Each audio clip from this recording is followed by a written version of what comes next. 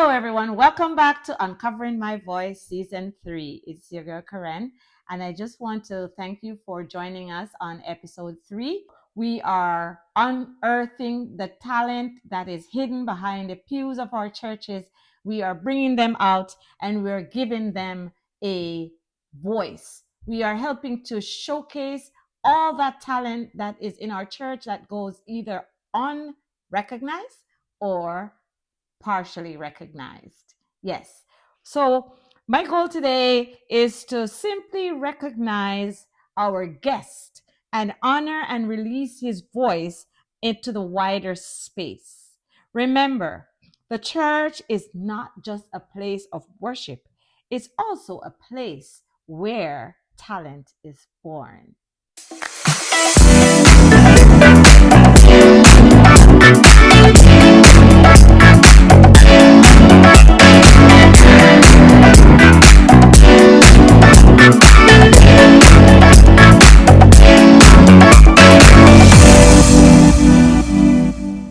So many people who have become great in our society, their talent was unearthed first in the church. But we are looking at those people who they know they have a talent, but they want to use it to minister to God's people. Welcome to Uncovering My Voice. Today I have another special guest, but before I introduce my special guest, I would like to invite you, please subscribe to my channel, like this conversation, and share with a friend. And as usual, we want to hear your story. Like I said before, today we have another special guest who we are going to unearth a myriad of talent. And his name is Karl. So normally I refer to him as Brother Karl. But today I'm going to shoot my shot and I'm going to call him Karl because, we're on camera. So he's going to smile about that for today. And we're all friends here. We're all friends. We're all one family. All right. That's Karl, good. Welcome to Uncovering My Voice. Thank you. Thank you. Yes, it's a pleasure and like to be here. so many of my guests, I've had my eyes on you for such a long time. Right. Because I've always wanted to interview you. So thank you for coming today. No problem. So we're just going to dive right in because you're a man of like many talents. Well, thank you. Thank you for stating And that. I really want to dig into it and just unearth some of these hidden gems that are in you. So we want to dig right in and tell us, who is Karl? Who is Karl? Karl is a gentleman who loves his family, spends a lot of time with my grandkids. I have 5 of them, 5 grandchildren. I have 3 lovely children, 2 boys, Javon and Kadeen and Tanisha, my daughter, my queen, my princess, Your so to speak. princess. And then there's my wonderful wife, Jacinth, who's my wife. She might have a problem that you put her like last down the line. No, but hey, that the last shall be Sister first and the Justin, first shall be last. Give him a break. Give him a break. He just kind of forgot. No, there was no forgetting there. There was the fact that she is the cream of the crop, and that will always be the case. Okay, I love it. I love it. Yeah. So 5 grandchildren, 3 children. That's correct. That's awesome. So and 2 wonderful in-laws, as far as son-in-law and daughter-in-law. Okay, nice. Yes. So tell us something about you that is, what makes you tick? What makes me tick? Being creative. Seeing something new, doing something different. Yes. Trying to encourage people to think differently. Yes. I don't like status quo. I like to try different things. Outside the box. I like to think outside the box. I love it. If it's the same old, yes, I'm bored. Yeah. You sound like me. Yeah. You sound like me. Always looking for a little difference. Yeah, you gotta, that's what makes us live. That's what gives us energy, that gives us that drive, and we can do things differently, when we can be challenged in different ways, as opposed to doing the same old. Well, what's your profession, Karl? My profession, I actually train sales professionals, technical sales professionals, and I recently retired 2 months ago. Sales? Yeah, on the sales side. So I spent a lot of time training technical salespeople more from an area called output management solutions. I won't get into that. Okay. So that's so more like on the technical. IT. Yeah, more on the software side of it. Software. Okay. Yeah. So I train more sales professionals as to how to position product, how to actually win clients over, or should I say, show them the impact of solutions in their business. That's what I do. You know what? I have known you for so long. Right. Like I've known you over 10 years that I've been in Canada, and I never in my wildest dream thought that you were a tech salesperson. Yeah, that's what I do on the side. That's it. Never judge management, leadership type of it. That's what my my old hat was, so to speak, of up until the last 2 months. Last 2 months. Last 2 months, just retired in April. How is that going? It's going good. It was initially a tough adjustment because I'm used to being on the road. I traveled quite a bit, extensively. Yes. And all of a sudden, the phone was ringing. Oh. You know. No longer. Nobody's calling you. Nobody's calling me.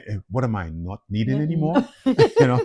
Don't I exist? Yes. You know, so that was a little bit of a shock at first, but then I got used to it and got involved with different of course, because how long have you been working? Oh God, for almost seems like forever. And this last place I was working for over 21 years. Listen to that. Yeah. Of course. So it's gonna be a tall adjustment. Yeah, it's a major adjustment. Yeah. But I hope you find time to enjoy it. I will be enjoying it. I have already been enjoying it. Spending a lot of time around the house doing projects that I've been thinking about, getting back into my writing. I want to finish a few things that I want to work on. Book that I'm working on as well, so I want to get that done. So you kind of segue into like, see how many talents he's digging out right away. He's writing a book. You want to get back to his writing, all those things. We want to start with just singing. At church, you are always singing. You have a beautiful voice. Well, thank you. You sing with multiple groups. Yeah. You're always leading out and so on. How did that get started with you? Well, singing started when I was about, I would say, 8-9 years old, quite honestly. I was always a little shy. And you hear the voice, even in talking. Oh, is that right? Even in talking, you can tell. Your compliments overwhelm me. No, it's true. It's true because you have a beautiful voice. Yeah, thank you very much. Yes. No, as a kid, I was always interested in music. My brother is a musician. My older brother played the piano. And so he would always want me to sing along with him. So the first solo that I sang, Great is Thy Faithfulness. I remember the song. And I sang it when I was about 8 years old. And a lot of people didn't know that I could sing. Neither did I. I didn't think that. At 8 years old, I sang "Great is Thy Faithfulness." Yeah. And from that was the start of things to come. I was encouraged to sing more and more. Sang with another group when I got older, a group by the name of Sound Idea. Sang with them for quite a few years. I was one of the original groups. Sound Idea. Sound Idea. Okay. Yeah, it was a group that actually went to Jamaica. Did about 14 concerts in 10 days and things like that. Yeah. But what is this like? Only gospel? Yes, it was a gospel group. It was a gospel group. It was one of the originals that actually did quite well in Canada in raising awareness as far as gospel vocalist is concerned. So I sang Are to my you wife. what do you sing? I'm a baritone. Baritone. Yeah, baritone. But in groups, I would sing bass or baritone, but I would call myself a baritone. Yeah. So, but I don't even want to touch on the other part yet. I want to ask you this question. You've kept it the whole time in the church. Yeah. You've kept your singing in the church. Yes. Do you write songs as well? I do write for the productions that I do. I usually more write thematic type of songs. Okay. Yeah, but so you kept it all in the church. Is there a reason why you haven't tried? That's the foundation. That's my foundation. That's what has kept me thus far. That's where I find strength.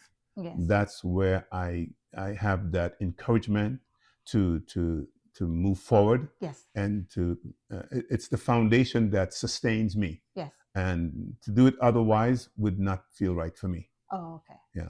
I'm not saying that I don't do projects outside of the church. Yes. Yeah, I'll be involved with other individuals. I'll work with other churches.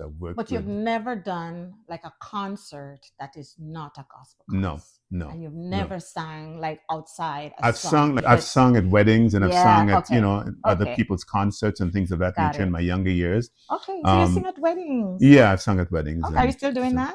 Not as much. Not as much. Yeah.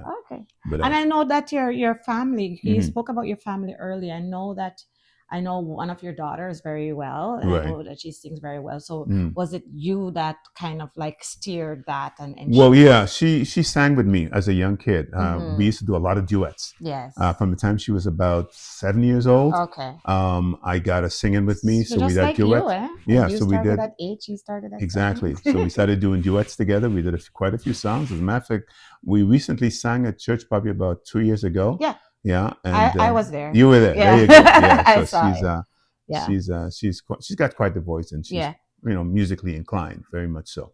For sure.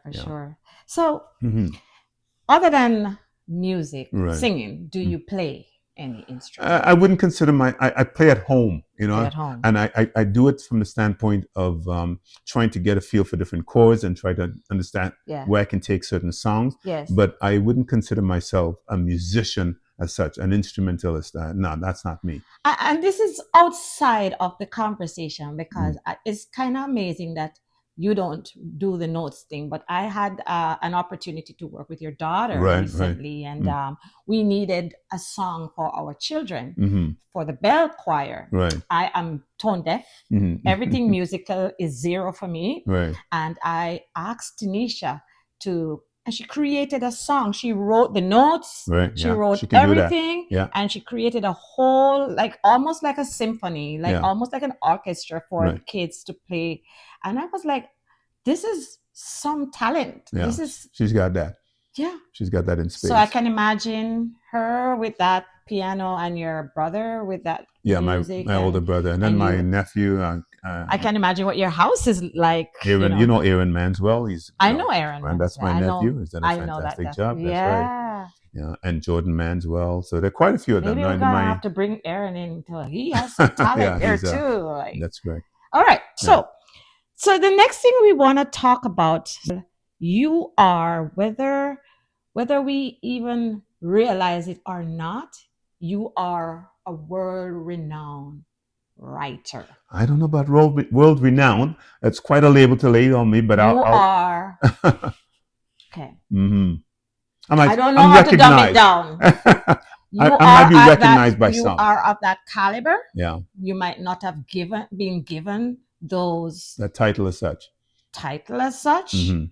But from what I've seen, and if you were not probably working in the church, and I'm not saying that as a bad thing. Right. I'm saying this is the same work that they're doing outside, making movies and making plays and stuff, and they're getting all those accolades. So you are a good writer, and you have written quite a few plays. I've been to a couple of them, right? Tell us about that. How did you get started as a writer? What was the inspiration that led you down this path? Well, I've always been what is considered to be a closet writer. So I would write a lot of pieces, but I would have it in a shoebox. And my mother, I remember when I was a young man, my mother said, well, if you keep on writing stuff and just keeping it under that box, how will people know anything about it? And my mother, I respect that woman, love that woman to death. You've met her. She's extremely hi, Sister Lisa. She's my inspiration. Yes. She's my inspiration. Yes. And she says, Karl, you got to get out there and put that stuff out in front of other people, because it's good stuff. And she gave me that encouragement after I was discouraged by one of my English teachers who was not appreciative of the piece that I wrote. And kind of wanted to discourage me at that time. Man, I don't know. I'm an English teacher, and I'm glad that wasn't me, because it's really bad when we can't spot the talent. Yeah, it's unfortunate, but it's it was actually fuel that it was the fuel that I needed anyhow. Yeah, because I always remembered it, and I said, I'm going to become better, and I'm going to get better. I'm going to do this. I'm going to do this. I'm going to do this, and so I continued to write. And interestingly. When I first started writing, I did it with the intent of trying to give people the opportunity to use their craft. Yes. Simply because of the fact that in our church, unfortunately, there's not too much of an opportunity for a lot of our actors and people with those gifts to be able to express it in a manner that people can really appreciate. Yeah. So I said, okay, Karl, let's make that your responsibility. Yes. Let's provide a vehicle by where others can use their gifts, yes, whether it be creating music. And this is why I've always encouraged people, write new stuff, write yes, new music. You don't have to sing the same old songs. I mean, not that there's not anything wrong with those old songs, yes, but if you create on top of that, you're giving the world something to enjoy, something to appreciate. people will remember you exactly for what you exactly. So you're building quite a repertoire, and you're using your brain That's and true. creating different how should I put it, energies that will Yes. actually stimulate growth, yes, and stimulate the opportunity for you to be able to do more and do things differently. So, you know, person of color, a man, Right. a Christian, Yeah. these are not expectations. Yeah. We're not expected to have these qualities or these characteristics or these talents. Right. What you were writing, how did you decide that you were not going to be writing a novel? But I just recently had another person on my show who was into writing, and she wrote like a compendium of poems, right? Kind of different. Most people, they think of writing. For myself, I think of writing, I think of a biography, I think of a novel. But you didn't write. Did you write a novel? No, I'm actually writing some other things at the meantime, but I'll more focus on the stage productions. You are a stage writer. Stage productions. Stage production. So you write plays. I write the plays. I write the music as well. You know, the songs, and I use musicians who can actually do the orchestration behind it. Right now, I'm working with a gentleman by the name of Jonathan Martin. Okay. All right. I know Jonathan. Oh yeah, he's doing a fantastic job. He's doing a great job on this production that we're working on. Go, Jonathan! Noah. Working on this production called Noah. The end of the world was not a myth. It was a warning ignored by all but one. Is that why you want to kill me? Is that why you want to destroy this ark of safety?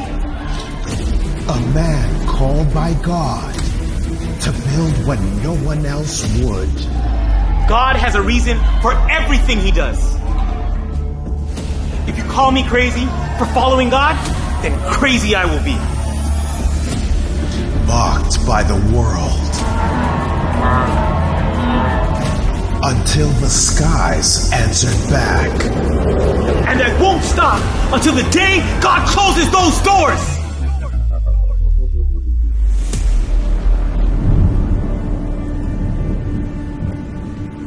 And he's doing a good job. Now, the original music was written, a lot of the music was written by Aaron Manswell, my nephew. Your nephew. All right, who worked with me on this production a few years back. Okay. And did I wanted to do all original music. Oh. So what we've done is in this production, we've actually added a few new sounds. Yeah, it is. You didn't even want to use music that was already known. No. And most of the productions that we do, they're all usually using original music.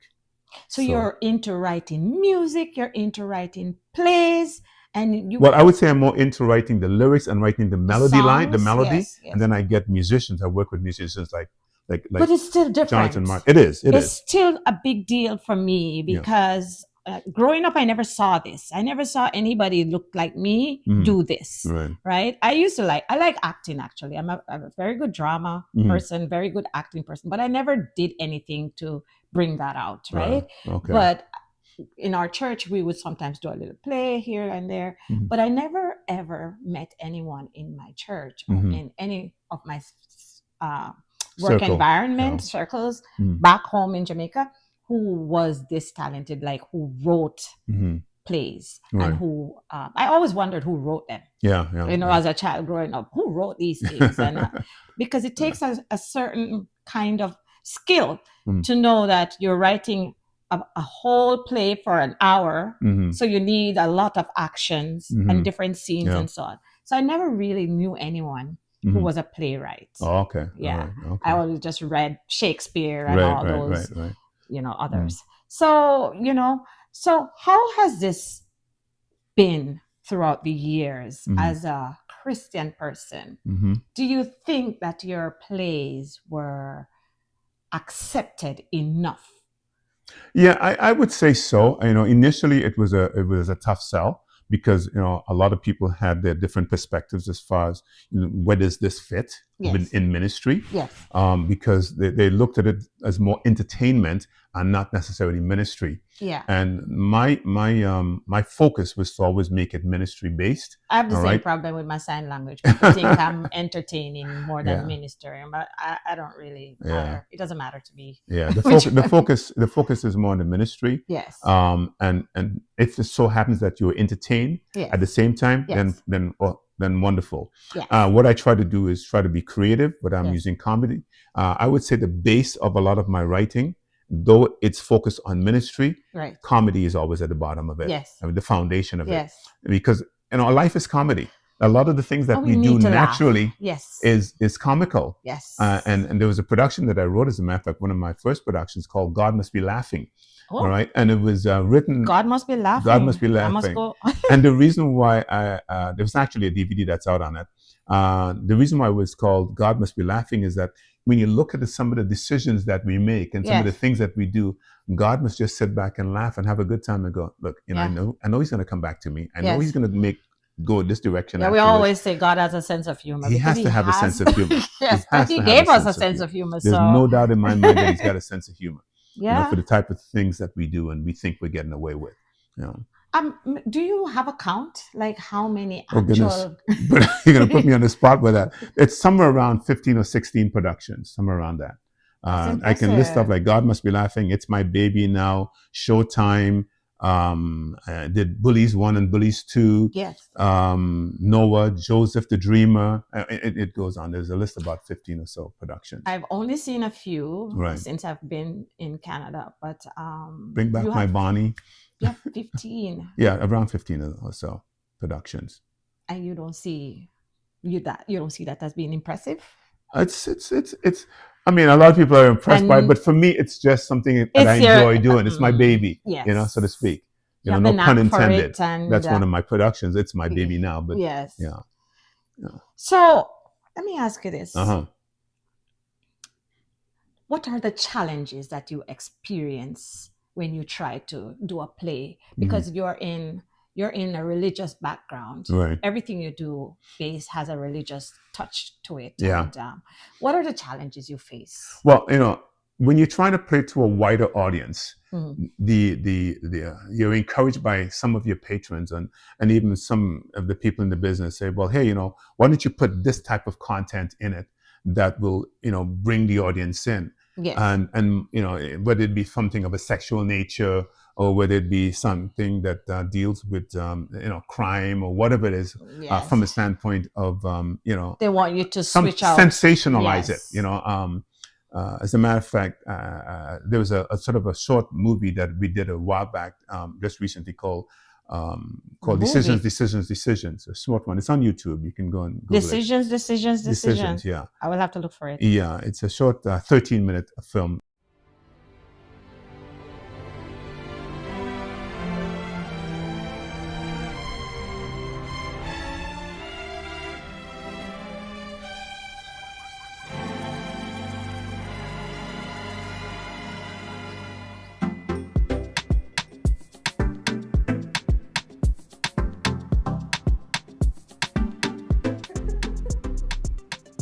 Well, I said to my dad, Dad, you cannot use your experience to tell me how to live my life. Then he says to me, if I ever said anything like that to my dad, my next trip would be to the dentist. Keep that up and I'll book an appointment. Who even says that to their daughter? Hey, we gotta get going. That was his way of saying my comment was irrelevant and ridiculous. Then why didn't he just say that? Are we gonna get ready or not? I just think it's their way of talking based on how they were brought up. Going where? To the mall. And yeah, I think it's just a West Indian thing. My mom tells me the same garbage every single time. I honestly don't think I can go. What? Are you kidding me? You're 17 years old.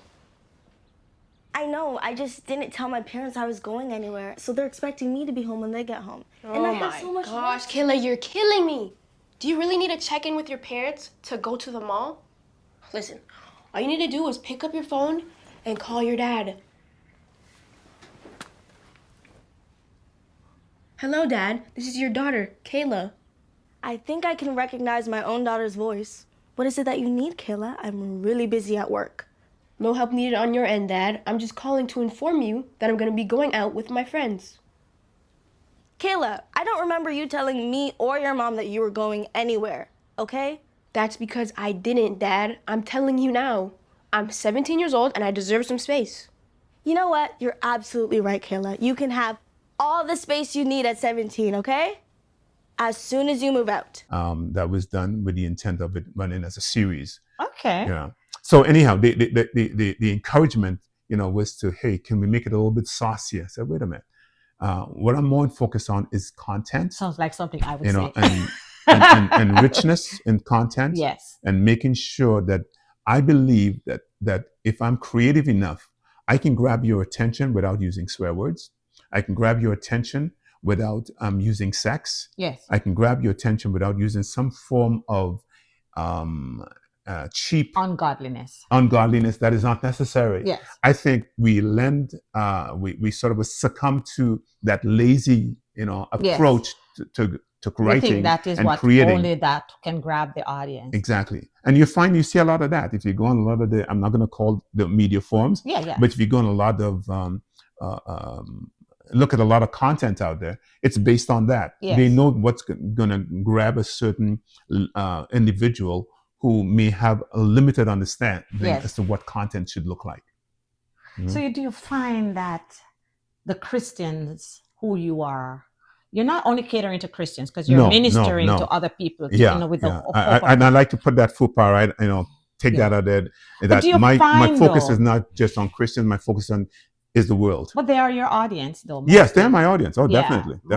Because I have the same problem with my channel. Is that I don't want to say problem. I have the same situation with my channel. Is that my channel is geared towards bringing out Christian content, right? Okay, right. Not necessarily preaching or teaching, but giving people Christian people a voice and a Christian perspective. Yeah. I find that it's not the most watched channel, but it's going in the right direction. So persevere. You just have to persevere. And I think the key thing too, again, is like you said earlier on, thinking outside of the box.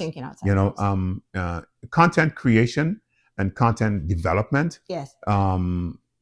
It's a trial and error approach that you say, okay, I'm going to try this and see how this works. Yes. Let me massage this a little bit and see how this works. Let me change this little piece of the content. Yes. Sometimes just an angle. Sometimes just a few words might make the difference. And sometimes an actor. Exactly. Sometimes an actor. Sometimes a different personnel. Yeah.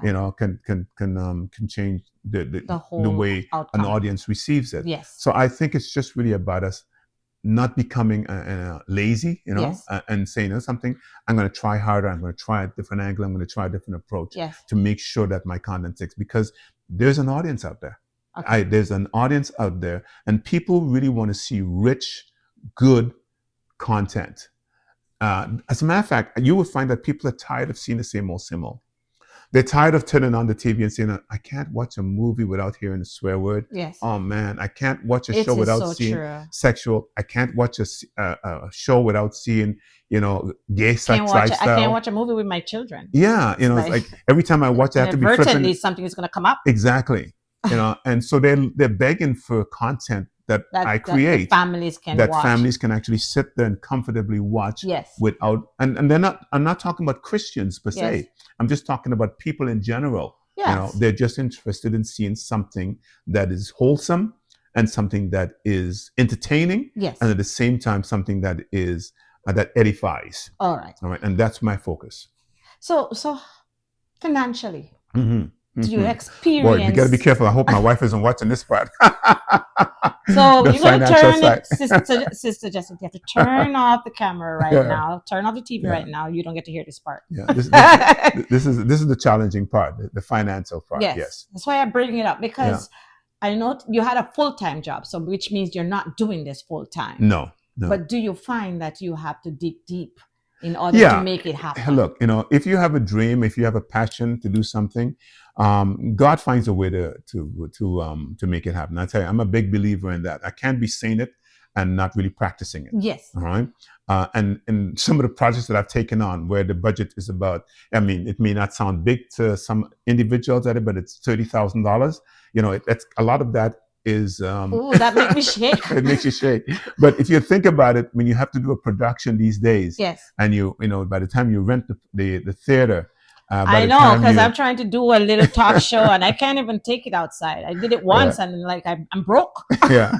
By the time you start looking at, you know, providing some enumeration of some sort to your people that are involved, your band, by the time you look at, you know, building your props. And it's still by the time you look at your flyers and your tickets. Minuscule amount. Yeah. By the time you look at your flyers and your tickets and all these different pieces, and sometimes this is what bothers me sometimes with some individuals who, when you give them a ticket price and they go, "Oh man, so much money you're charging." I said, you know, it's interesting that you would go to Ed Mervish and you would go to somebody else out there $300 and you pay $300 and you wouldn't even think about it. You wouldn't even ask a question. And it's no different. But here's somebody who's trying to do something that's trying to give you something that edifies, and you're wondering about the $50. There's so much in that wrapped up in what you just said, because a part of it is also people of color is how they perceive things, right? And like Christian people, how they perceive things, and like they don't want to spend the money. But so how do you navigate this? Well, you know, again, it's the whole trial and error approach. You know,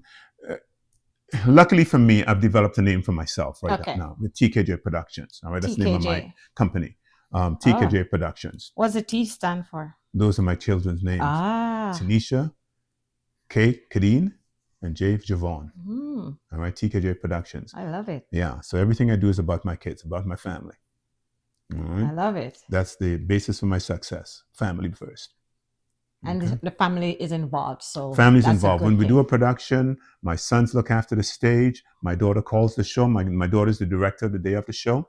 She actually knows anything and everything about directing a show. Seen her and she's work. Very strict. She's very organized. She's structured. So I don't do a show without her. Okay. Yeah. All right. Yeah. No, she's the boss. And the day off, I sit back and she calls the show. Yes. I just follow instructions that she gives me. Yes. So I want to ask you this question. Yeah. So you have the family support, I can tell. So no need to ask that anymore. But you know, when you started doing this production thing, you started as a young person. Yes. Long before the technology was social media and all the different tools out there. Yeah, we never had social media, because now you can just drop it on your Instagram and you get the crowd. But before that, you never had this kind of crowd. So what was the support like? How did you navigate it then? Well, you know, we used to go, I used to get different individuals, including my sisters, you know, Judy, Wendy. I get different individuals to go to different churches with flyers. All right? Word of mouth. Word of mouth. And get them out there and put it, sometimes we'd stand outside the door, or I'd get the actors from week to week. If I'm using the actors from the different churches, I would go and I'd drop off the flyers and I'd have them actually stand outside the door after church is finished and hand out flyers. And that's what we did on a regular basis. You know, and sometimes I would say, okay, I'm hitting these 3 churches on this particular day. I'll hit these 3 Sunday churches on this Sunday. And that's what we did it. We were out there. So do you find that there's more support now that you have all the social media software, Instagram, TikTok, all these advertising media? Yeah. How is the support different? Or it's a little bit different. I'll tell you why. Because you now have competing forces. All right. Simply because of the fact there's a lot of stuff that's being pushed out there, and people are seeing so many different, you know, things that they're strolling through it. They're just swiping through it on a regular basis. That there's so much content that they're not sure really what's good and what's not good anymore. Yes. All right. So you now have to find a way to differentiate yourself. Yes. And you have I like it. I like that term. You have to definitely find a way to differentiate yourself. You have to do something that's different from everybody else. Yes. And this is why I'm really happy that we've established this approach that says that we're going to keep our content in a certain direction. We're going to keep our content clean. Yes. And we're going to make sure that when people come to see our shows, that they get a good, solid, packed, clean show. Clean, not just clean, but production that is rich. All right. Yeah. So that there's no lazy writing. Yes. I'm going to take my time. I'm going to have other people review it. I was just going to ask you that. Yeah. I don't just leave my writing up to myself from the standpoint of trusting my own self. Right. I have other people who will actually read for me and give me their perspective. My sisters I use quite often. Yes. Family members who would get involved in reading content and say, give me your feedback. What do you think? Yeah. All right. Rich. And, I love it. And, you had a lot of family support. Oh yeah, definitely. I couldn't do this without them. My mother is involved with making all the costumes when I do these shows and the whole bit. At 97 years old. Yes, I know that. Yeah, she's still involved. She makes all the costumes. Yeah. All the time. And if he comes up with an idea today and he's ready for tomorrow, Sister Alicia does all the costumes. Yeah. She's an amazing woman. Woman. How old is she again? 97 this year. 97. Yeah, 97 this year. Yeah. So looking back and all the success you've made, and whether or not you could have had more success, right? Do you think you would have now take your content outside the church? My content is neither outside the church or just inside the church. My content is out there. Out there. All right. So I may use the church as a base for it. Yes. All right. I am a member of Apple Creek. Yes. And I will use Apple Creek as my base, as my home base. But it doesn't say that I only focus on just the church. I invite my people from my workplace. When I was at my workplace, I invite everybody because I try to write my content in such a way that it attracts anybody can relate to it. They don't have to be a black person to relate to it. They don't have to be just a white person to relate to it. Any walk of life, any background should be able to relate to that content. And you've never been sorry that you never did it? No. No. I've never been sorry that I've just focused on trying to bring. I've been encouraged. A lot of people tell me, "Hey, why don't you change this content? Then we can embrace that." Yeah. Why don't you take? And I know when I did. You never just see the stardom flash before your eyes and be like, "Oh God, I'm in Hollywood or could be on." I've been fortunate in that I have found the confidence in myself to be able to say that what I'm doing is reaching people. Yes. And what I'm doing is helping somebody make some decisions. And you are, because once I came to Canada and I came to Apple Creek, your name was out there. Like, we have our Christmas production and it's always, we look forward to it because we know you are doing it and you're coming with there's never been a year when you don't bring something. So kudos to you. Thank you. What I'm trying to do though is trying to get some of the young people to do more of the writing, because last year what we did was we involved quite a few different individuals around the church, and so they created different content, and all I did was supervise. Okay, so that's what I was going to ask you next, but you delve into it. So maybe if you have another point to add to it, I was going to ask, now looking back, and how would you now do things differently in the years to come? Because we have you like change and we need change. How are you looking forward to doing things differently? So you spoke to that already. You're going to get people to help with the writing. Is there anything else that you plan to add to that or remove from that? Yeah, well, what I want to do is I want to do a little bit more film in the next little while. I want to see if I can focus on doing film. So you'll probably hear and see more about that. I might challenge myself in that area. I have a buddy of mine, Kevin, who does really good job with film. Kevin Cameron. Okay. And so he used to actually act with me a while back. Kevin. Yeah, Kevin's a good buddy. Kevin's a good buddy. He's got a movie out there right now called In His Name, so everybody in the different areas can actually go out and see it. In His Name. Yeah, he did a really good job with it. I want to give him a shout out. And by the way, I want to go back to mention one person, if you don't mind, mentioning one person who's been a strong inspiration or key inspiration for me, a gentleman by the name of Royson James. He just received the Order of Ontario. What? As a matter of fact, he's a good buddy of mine that I've known for ever since I was about probably 14 years old. Okay, what has he done for you? And he's an editor. He's an editor. He was an editor with the Toronto Toronto Star. Sorry. Okay. Oh, Fupa. I didn't say that. Toronto Star. Okay, so he's scratch that. Not the Sun, the Star. Much different news medium. Yes, and they both he just was got one some promotion there. he is one gentleman that's really inspired me simply because of the fact that his writing style, and I like to study different styles. Yes. And Royston was one of those gentlemen who wrote pieces for Sound Idea. Yes. And so I would watch his style and watch the way he created things, and I copied a lot of his styles, honestly.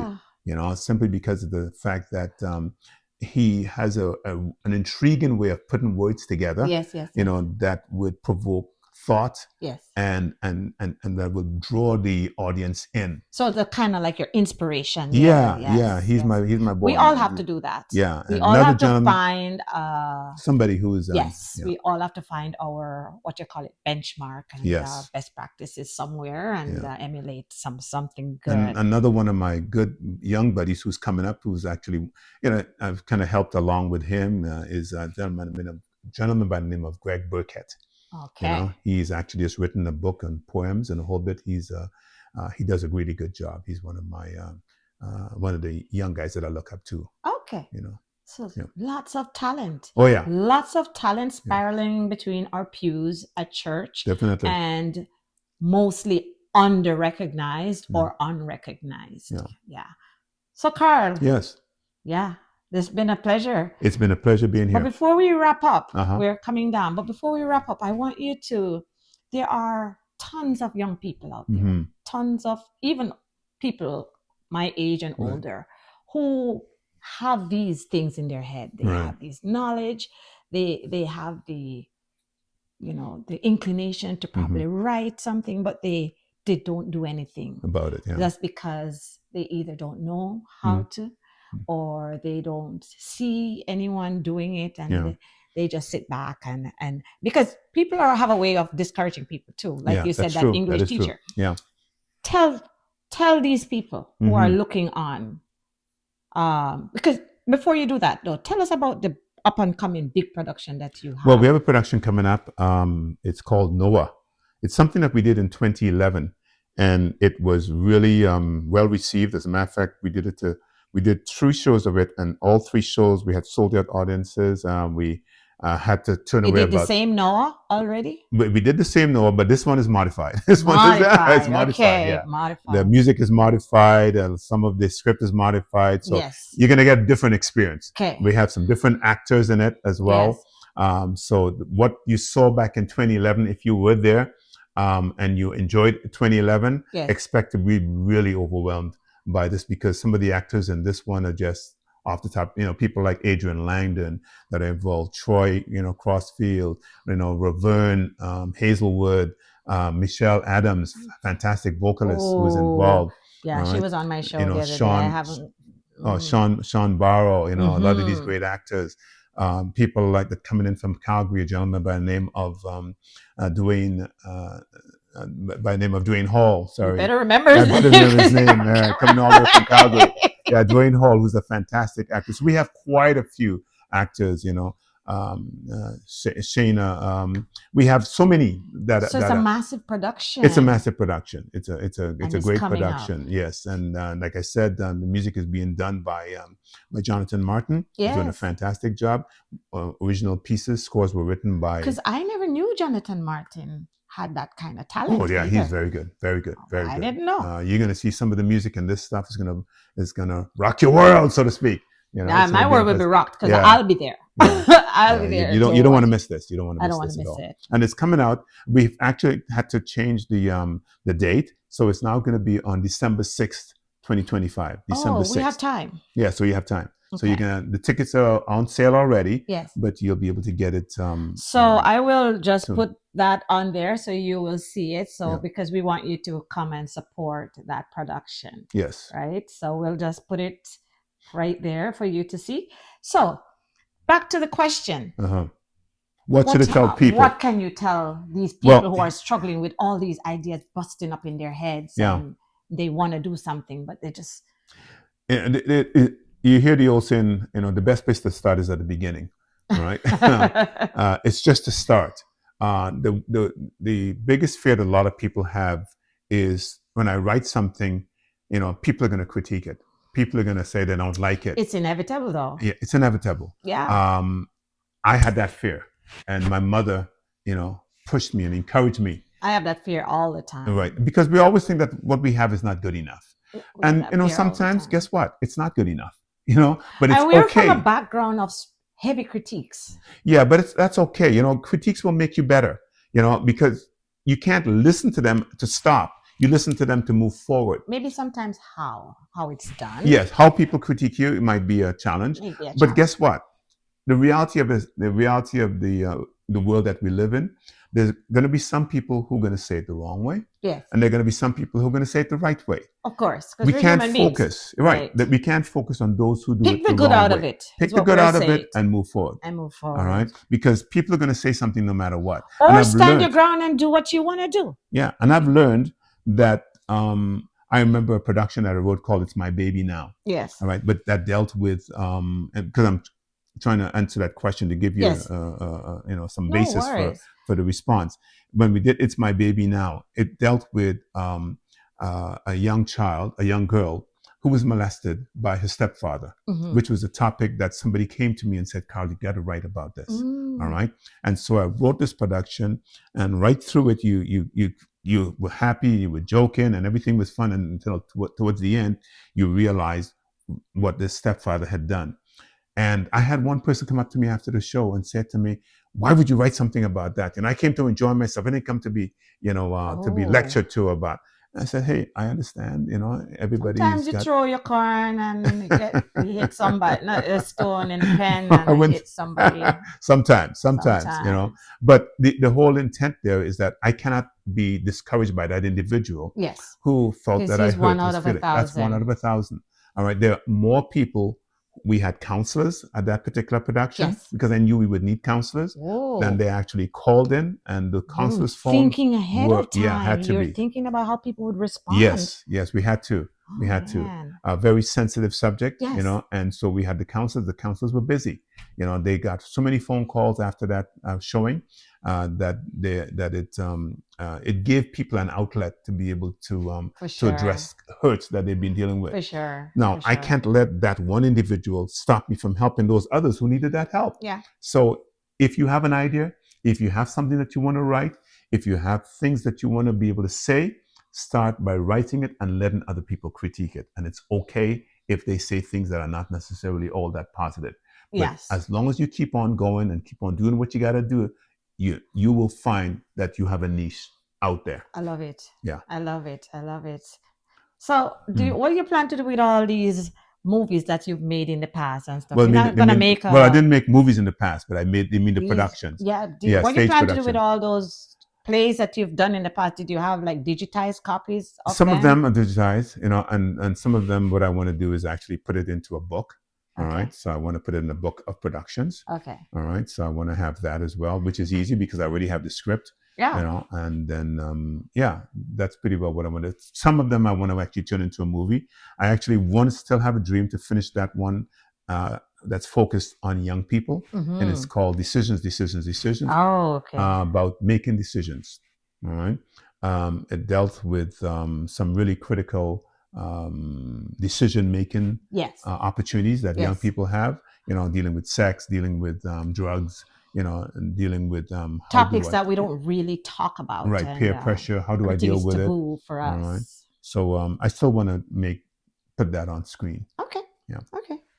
So you and I, we have had our conversations over time, and we talk about how it is that when you have your vision, you have to just do what needs to be done. You do. To mobilize your vision, or you will stand still and not get moving. Exactly. Right. Yeah. But it has been amazing. Yeah. I must let you know that, I admire you.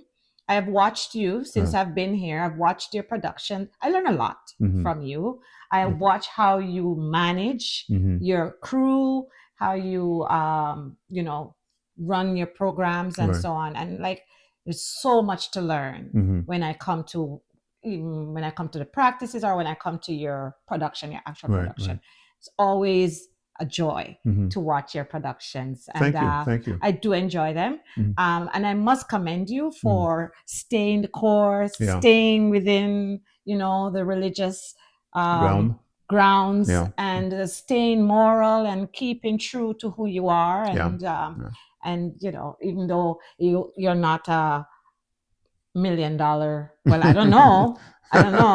Like, you never know. You never know. judge a book by the cover. Yeah, But yeah. even though you're not like a, you know, Hollywood kind of movie star icon, you are our icon. Well, thank you very much. We look forward to your productions all the time because it's what we enjoy and it's what we resonate with. Yeah. So, do you have anything else you want to say? No, I think I've already said a lot. You said a lot. said a lot, yeah. And I really appreciate you coming and sharing your journey with us. No Looking forward to seeing Noah in December. So, you know, thank you for watching. Thank you for coming, and thank you for sharing with all of these people. So, if there was something that you saw in this long commentary from Karl, if there's something that you resonate with, let us know. Drop us a line. Subscribe to the channel. Like this conversation, and as always, share with a friend. And we look forward to hearing from you because we want to share your story. Thank you so much for watching. And for now, from us, from Uncovering My Voice, it's bye-bye. Bye-bye. All right, take care then. Bye-bye.